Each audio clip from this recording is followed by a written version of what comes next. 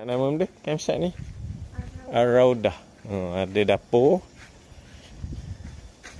Lepas tu ada mana? Tu ada tempat barbecue.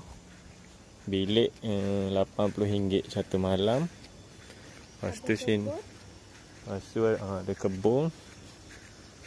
Ni Araudah.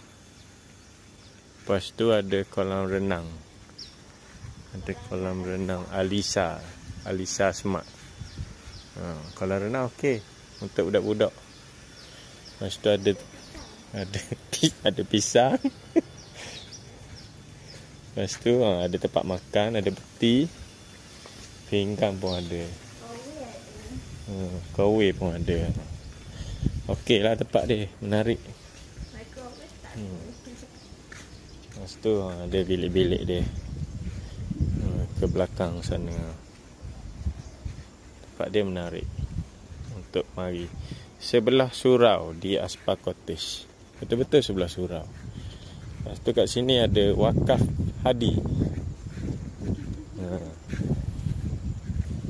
Ada Wakaf Hadi. Tempat dia okey. Tempat dia cantik. Depan ni tuan rumah. Belakang dia buat homestay. Macam camp lah.